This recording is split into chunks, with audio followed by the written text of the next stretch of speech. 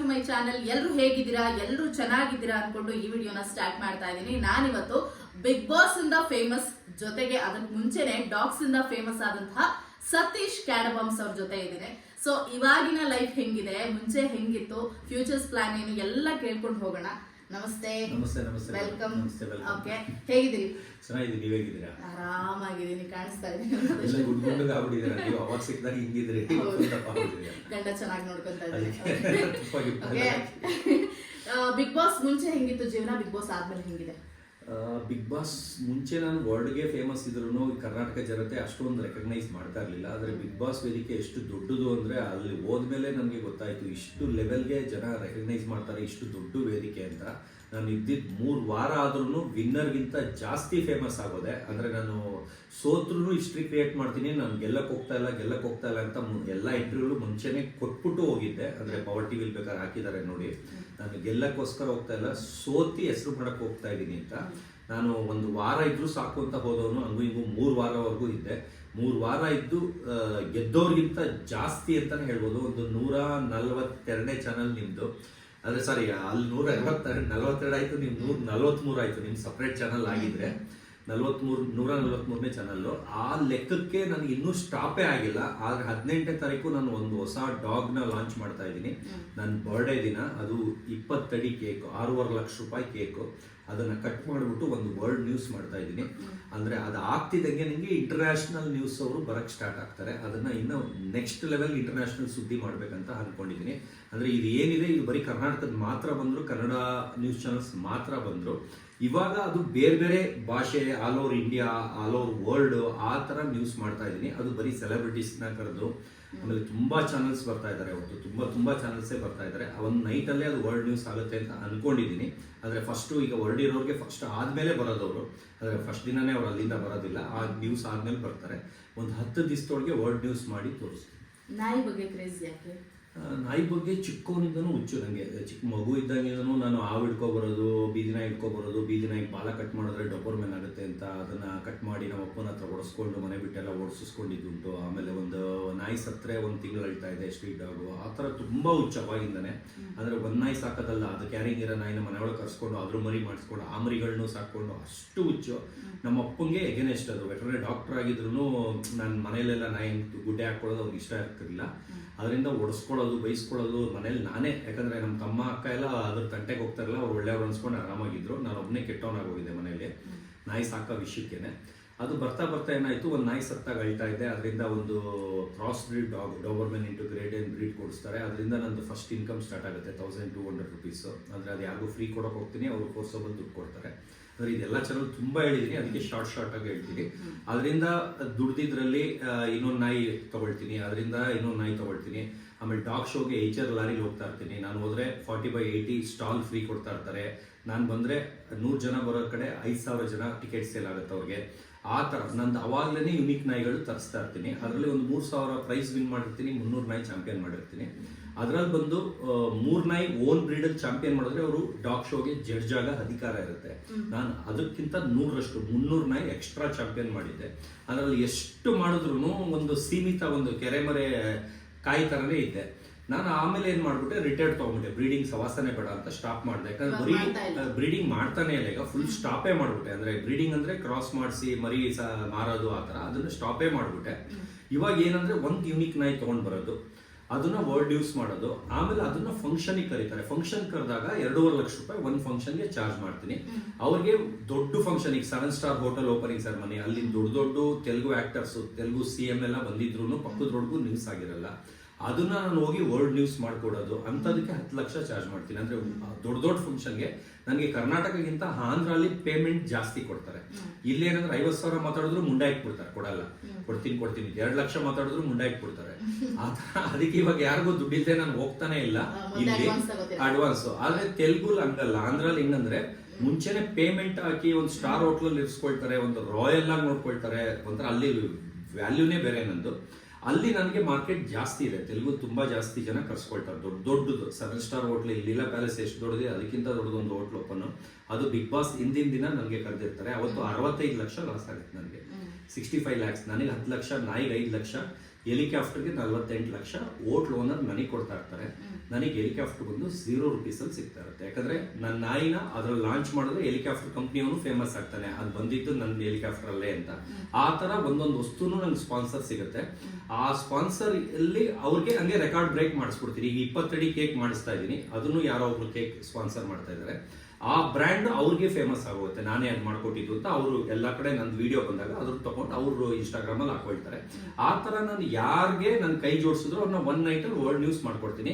ಆದ್ರೆ ಇಲಿ ಕೊಟ್ರೆ ಹುಲಿ ಮಾಡ್ತೀನಿ, ಒಂದು ಭಿಕ್ಷುಕನ್ ಕೊಟ್ರೆ 1 ನೈಟ್ ಅಲ್ಲಿ ಸೆಲೆಬ್ರಿಟಿ ಮಾಡ್ತೀನಿ, ₹1 ಕೊಟ್ರೆ 1 ಕೋಟಿ ಮಾಡ್ತೀನಿ. ಇದು ನನ್ನ ಕೆಪಾಸಿಟಿ. ಅದರಿಂದ ನನಗೆ ಸೆಲೆಬ್ರಿಟಿಗಳಿಗೆ ಸೆಲೆಬ್ರಿಟಿ ಅಂತ ಕರೆಯೋದು. ನಾಯಿಗೆ ನಾನು ಏನು ಖರ್ಚು ಮಾಡಲ್ಲ, ನಾಯಿಯಲ್ಲಿ ದುಡ್ಡಿದ್ದಲ್ಲಿ ನಾಯಿ ತಗೊಳ್ತೀನಿ. ಅದಕ್ಕೆ ಊಟ ಎಲ್ಲ ನನಗೆ ಲೋಕೇಶ್ ಅಂತ ಬನಶಂಕರಿ ಚಿಕನ್ ಅಂಗಡಿ ಇದೆ, 80 kg ನನಗೆ ಫ್ರೀ ಕೊಡ್ತಾರೆ ಪ್ರತಿ ತಿಂಗಳ, ಪ್ರತಿದಿನ. ಪ್ರತಿದಿನ 80 kg ತಿನ್ನತ್ತ ನಾಯಿ? ಎಷ್ಟೊಂದು ನಾಯಿಗೆ 150 ನಾಯಿಗೆ ಒಂದ್ ನಾಯಿಯಲ್ಲಿ ತಿನ್ನುತ್ತೆ ಅಷ್ಟೊಂದು. ಮುಖ ನೋಡಿ ಮನೆ ಹಾಕ್ತೀರಾ ಅಂದ್ರೆ ಬೈಕಲ್ ಬಂದವರಿಗೆ ಕಡಿಮೆ ಪ್ರೈಸ್, ಕಾರಲ್ಲಿ ಬಂದವರಿಗೆ ಮೇಡಮ್. ಇವಾಗ 1 ಲೀಟರ್ ಹಾಕಿರುತ್ತೆ. ಈಗ 1 ಲೀಟರ್ ಅಲ್ಲಿ 1 ಮರಿ ಯಾರೋ ಒಬ್ರು ಬರ್ತಾರೆ, ಹೈ ಬರ್ತಾರೆ. ನಾನು ಒಂದು 5 ಲಕ್ಷಕ್ಕೆ ಮಾರಿರ್ತೀನಿ. ನೆಕ್ಸ್ಟ್ ಬರೋರು ಆ ಕೆಪಾಸಿಟಿ ಇರೋರು ಇರಲ್ಲ, ಮೀಡಿಯಂ ಬರ್ತಾರೆ. ನಾನು 5 ಲಕ್ಷ ಅಂದ್ರೆ ಇಲ್ಲಿ ಏನ್ ಬಚ್ಕೊಂಡಿರ್ಬೇಕು, ಅಲ್ಲೇ ದೊಡ್ಡದಾಗಿ ಅಲ್ಲೇ ಸದೋಗೋರ್ಗು ಇಟ್ಕೋಬೇಕು ಅದನ್ನ. ಅಂದ್ರೆ ಒಬ್ರಿಗೊಂದು ಮಾರಿದ್ರೆ ಇನ್ನೊಬ್ರು ಅದೇ ರೇಟಿಗೆ ತಗೊಳ್ತಾರೆ ಅಂತ ಏನಿಲ್ಲ. ಅವ್ರಿಗೆ ಶೋಕಿ ಇತ್ತು ತಗೊಂಡ್ರು, ಅವ್ರಿಗೆ ಬೇಕಾಗಿತ್ತು ತಗೊಂಡ್ರು. ಅವ್ರಿಗೆ ಬೇಡ ಕೊಡಂಗಿದ್ರೆ ಕೂಡ 1 ಲಕ್ಷಕ್ಕೆ ಹೋಗು ಅಂತಾನೆ. ನಾನು ಹಿಡ್ಕೊಂಡ್ರೆ 1 ಲಕ್ಷಕ್ಕಿಂತ ಜಾಸ್ತಿ ಖರ್ಚಾಗ್ಬಿಡುತ್ತೆ.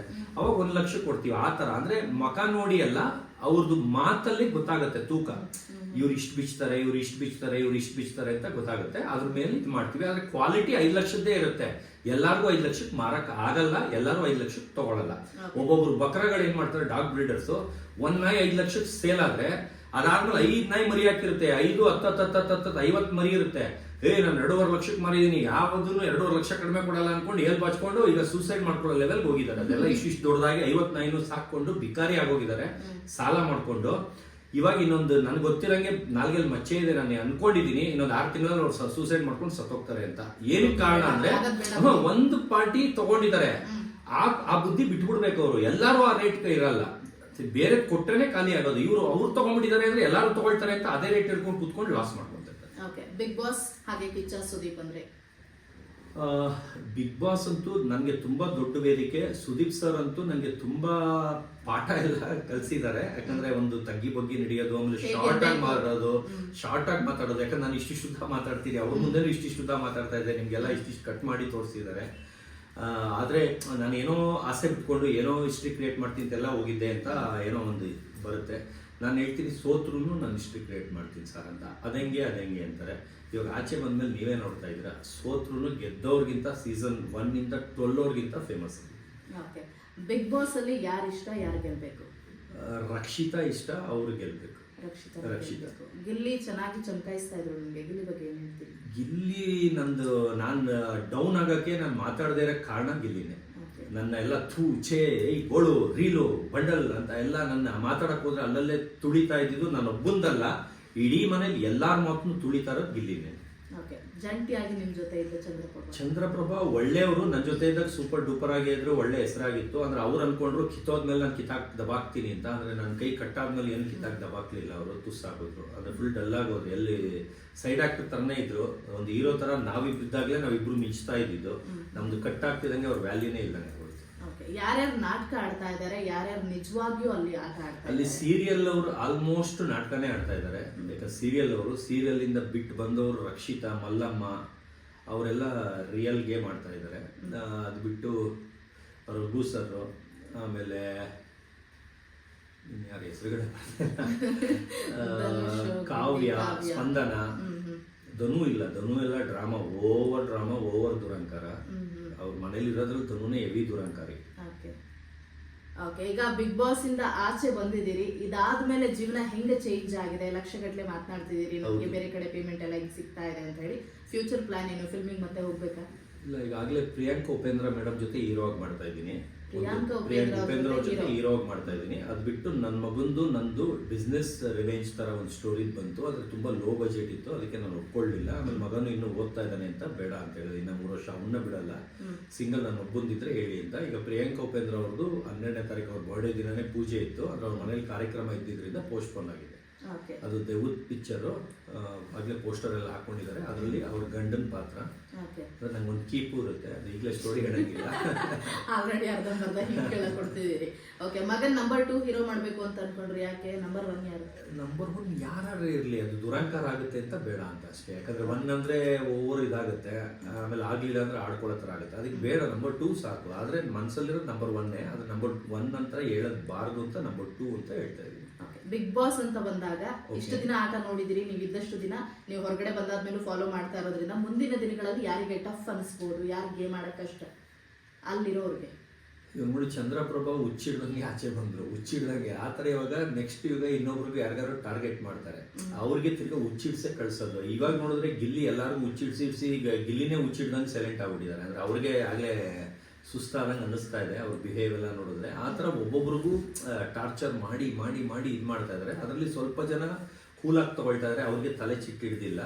ಆದರೆ ಈಗ ಧ್ರುವಂಗೂ ಹುಚ್ಚಿಡಿಸ್ತಾರೆ ಅಂತ ಅನ್ಕೊಂಡಿದ್ದೀನಿ. ನೆಕ್ಸ್ಟ್ ಅವನು ಹುಚ್ಚಾಗೆ ಆಚೆ ಬರ್ತಾರೆ. ಈಗ ಹೆಂಗೆ ಚಂದ್ರಪ್ರಭಾ ಅವ್ರು ಬಂದರು ಹಂಗೆ ಹುಚ್ಚಾಗೆ ಬರ್ತಾರೆ ಅಂತ ಅನ್ಕೊಂಡಿದ್ದೀನಿ. ಟ್ರೋಲ್ ಮಾಡೋರಿಗೆ ಏನಂತೀರಿ? ಟ್ರೋಲ್ ಮಾಡೋರಿಗೆ ದಯವಿಟ್ಟು ಮಾಡಿ ಅಂತ ಹೇಳ್ತೀನಿ. ಯಾಕಂದ್ರೆ ಅವರಿಂದನೇ ನನಗೆ ಪೇಮೆಂಟ್ ಜಾಸ್ತಿ ಆಯಿತು, ಅವರಿಂದ ನಾನು ಬೀದಿಗೆ ಜನಗಳಿಗೆ ಗೊತ್ತಾಗಂಗಾಯಿತು. ಯಾಕಂದ್ರೆ ನಾನು ಕಾಸು ಕೊಟ್ಟು ಅವ್ರಿಗೆ ಮಾಡಿ ಮಾಡಿ ಮಾಡಿ ಅಂದರೂ ಮಾಡ್ತಿರ್ಲಿಲ್ಲ. 10,000 ಕೊಡು, 50,000 ಕೊಡು ಅನ್ನೋರು. ನಂದು ತಲೆ ಏನಂದರೆ ಪ್ಲೀಸ್ ಟ್ರೋಲ್ ಮಾಡಿ ಅಂತ 0 ರೂಪೀಸಲ್ಲಿ ಬಕ್ರಾಗಳ ಹತ್ರ ಟ್ರೋಲ್ ಮಾಡಿಸ್ಕೊಳ್ತಾ ಇದ್ದೀನಿ. ಆ ಟ್ರೋಲ್ ಬಂದ ನಾನು ಫೇಮಸ್ ಆಗಿ 2.5 ಲಕ್ಷದಿಂದ 10 ಲಕ್ಷದವರೆಗೂ ಪೇಮೆಂಟ್ ಆಗಿದೆ. ಈ ಒಂದು ಮದುವೆಗೆ ಕರಿಬೇಕಂದ್ರೂ 2.5 ಲಕ್ಷ ಕೊಟ್ಟು ಕರೆಸ್ತಾ ಇದ್ದಾರೆ. ಒಂದು ಹೀರೋಯಿನ್ ಮದುವೆಗೆ 2.5 ಲಕ್ಷ ಕೊಟ್ಟು ಕರೆದಿರೋಕ್ಕೆ ಚಾನ್ಸೇ ಇಲ್ಲ. ಅದು ಮದುವೆಗೆ ಅಟೆಂಡ್ ಮಾಡ್ಸೋಕ್ಕೆ ಅದು ಇನ್ವಿಟೇಷನ್ ಅಲ್ಲಿ ಗಂಡು ಹೆಣ್ಣು ಹಾಕ್ತಿದಂಗೆ ಅದ್ರ ಕೆಳಗೆ ನನ್ನ ಹೆಸರು ಹಾಕಿ ಕರ್ಸೋ ಲೆವೆಲ್ಗೆ ಹೋಗಿರೋದು ಟ್ರೋಲ್ಸ್ ಅವರಿಂದ. ಅಂದರೆ ಟ್ರೋಲ್ಸ್ ಅವರಿಂದ ಕರುಣೆ ಬರ್ತಿದೆ ಹೊರತು ಅವ್ರು ಕೆಟ್ಟದಾಗ ನನ್ನ ಅನ್ಕೊಳ್ತಾನೆ ಇಲ್ಲ. ಸತೀಶ್ ಸರ್ ಅಂತಾರೆ, ಸರ್ ಬೇಜಾರು ಮಾಡ್ಕೋಬೇಡಿ ಅಂತ. ನನಗೆ ಬೇಜಾರಾಗಿಲ್ಲ, ನಿಮ್ಗೇನು ಬೇಜಾರು ಹೋಗ್ತೀನಿ. ಅವರಿಂದ ತಾನೇ ನಿಮಗೆ ನಾನು ಗೊತ್ತಾಗಿರೋದು, ಎಂಜಾಯ್ ಮಾಡ್ತಾ ಇದ್ದೀನಿ. ಅದಕ್ಕೆ ಸ್ಮೈಲು ಕಮೆಂಟು ಕೊಡ್ತಾ ಇದ್ದೀನಿ, ಅದಕ್ಕೆ ಬಹುಮಾನನೂ ಇಟ್ಟಿದ್ದೀನಿ. ಈಗ 100 ಕೋಟಿ ವರ್ತ್ ಡಾಗ್ನು ಒಂದು ಲೇಡಿ ವಿನ್ ಆಗಿದ್ದಾರೆ, ಸಂಗೀತ ಗೋಪಾಲನ್ ಅವರು. ಯಾಕಂದ್ರೆ ಅವ್ರು ಅಷ್ಟು ಚೆನ್ನಾಗಿ ಟ್ರೋಲ್ ಮಾಡಿದ್ದಾರೆ. ಅವ್ರದ್ದು ಇಮಿಟೇಟ್ ಮಾಡ್ತಾ ಇರೋಕ್ಕೆ ನಮ್ಮ ಅಮ್ಮಂಗೆ ತೋರಿಸಿದ್ರು ಎದ್ದಿ ಬಿದ್ದಿ ನಗ್ತಾ ಇದ್ರು. ಅದಕ್ಕೆ ಅವ್ರನ್ನ ಸೆಲೆಕ್ಟ್ ಮಾಡಿ ಅವ್ರನ್ನ ಇನ್ವೈಟ್ ಮಾಡಿ ಅವ್ರಿಗೆ 100 ಕೋಟಿ ವರ್ತ್ ಡಾಗ್ ಲಾಂಚ್ ಆಗ್ತಿದಂಗೆ ಅವ್ರಿಗೆ ಗಿಫ್ಟ್ ಆಗು ಫ್ರೀ ಆಗಿ ಕೊಡ್ತಾ ಇದ್ದೀನಿ. ಓಕೆ, ಕೊನೆಯದಾಗಿ ಈಗಾಗಲೇ 100 ಕೋಟಿ ನಾಯಿ ಅಂತಿದ್ದೀರಾ, ನೆಕ್ಸ್ಟ್ ಎಷ್ಟು? ನೆಕ್ಸ್ಟ್ ಮಗನ್ ಹೀರೋ ಮಾಡಬೇಕು ಸಾಕು ಅನಿಸ್ತಾ ಇದೆ. ನಾಯಿ ಸವಾಸ ಅಲ್ಲ, ಸಾಕು. ಇಷ್ಟು ಎಲ್ಲಿ ವರ್ಲ್ಡ್ ಫುಲ್ಲು ಇದೀನಿ, ಇನ್ನೆಲ್ಲಿದೆ, ಯಾವ ನ್ಯೂಸ್ ಚಾನಲ್ಲು ಇಲ್ಲ. ವರ್ಲ್ಡ್ ಅಲ್ಲಿ ವಿಯಾನ್ ಅಂತ BBC-ಗಿಂತ ದೊಡ್ಡದು ವಿಯಾನ್ ಚಾನಲ್ 10 ಸಲ ಬಂದಿದ್ದೀನಿ. BBC-ಗಿಂತ ದೊಡ್ಡದು WION ಅಂತ ಆ ಚಾನಲ್ ಅಲ್ಲಿ ಯಾವ ಆಕ್ಟರ್ಸ್ ಒಬ್ರದ್ದು ಬಂದಿಲ್ಲ. ನಂದು 10 ಸಲ ಬಂದಿದೆ. ಅದು ವರ್ಲ್ಡ್ಗೆ ನಂಬರ್ 1 ಚಾನಲ್. ಅದು ನಿಮ್ಮ ಮಾಧ್ಯಮವ್ರಿಗೆ ಗೊತ್ತಿರುತ್ತೋ ಏನೋ ಗೊತ್ತಿಲ್ಲ. ನಾನು ಯಾರೋ ಒಬ್ಬ ಎಕ್ಸ್ಪರ್ಟ್ ಮಾಧ್ಯಮವನು ಫಾರಿನ್ ನಿಂದ ಬಂದವನು ಎಕ್ಸ್ಪ್ಲೈನ್ ಮಾಡಿ ಹೇಳ್ದ, WION ಅಂತ ಇದೇ ವರ್ಲ್ಡ್ಗೆ. ನಾವೆಲ್ಲ BBC NDTV ಅಂತೀವಿ, ಅದೆಲ್ಲ ಬೇರೆ ಲೆಕ್ಕ. ವಿಯಾನ್ ಅನ್ನೋದೇ ವರ್ಲ್ಡ್ಗೆ ನಂಬರ್ 1. ಅಲ್ಲಿ ಬಂದವನು ಟಾಪ್ ಮೋಸ್ಟ್ ಅಂತ. ಅಲ್ಲಿ 10 ಸಲ ನನ್ನ ಇಂಟರ್ವ್ಯೂ ತೋರಿಸ್ತೀವಿ. Okay, thank you so much. Thank you.